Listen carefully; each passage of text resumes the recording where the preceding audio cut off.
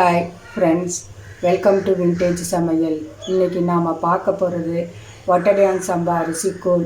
இதற்கு தேவையான பொருட்கள்: ஒட்டடையான் சம்பா அரிசி 1 கப், வெங்காயம் 1, பொடியாக கட் செய்த மாங்காய் துண்டுகள், மோர் மிளகாய், உப்பு, மோர்.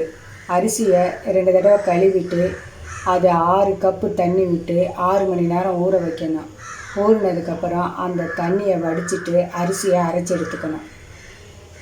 இந்த அளவுக்கு அரைச்சி எடுத்துக்கணும். அரைச்சி எடுத்து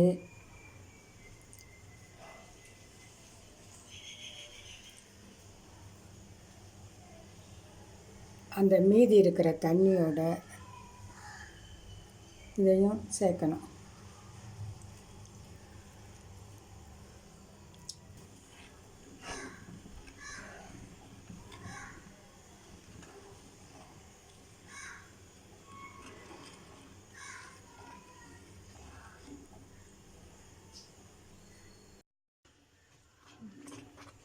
இப்போ உப்பு போடணும்.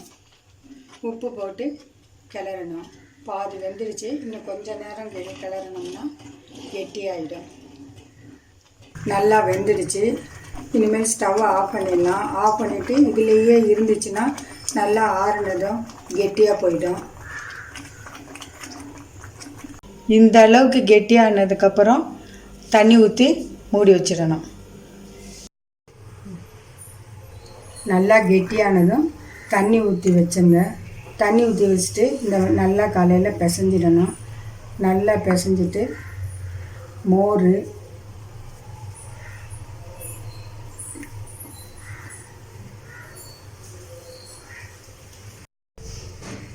உப்பு, வெங்காயம், பொடியாக கட் பண்ண வெங்காயம், மோர் மிளகாவும் போடலாம். இல்லைன்னா அந்த நறுக்கி வச்சின மாங்காயில் உப்பு மிளகாத்தூள் போட்டு அதையும் போடலாம். நான் உப்பு மிளகாத்தூள் போட்டு அதை இதில் சேர்க்குறேன்.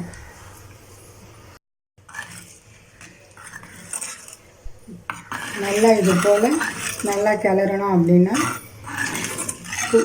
இந்த கூழ் ரெடி.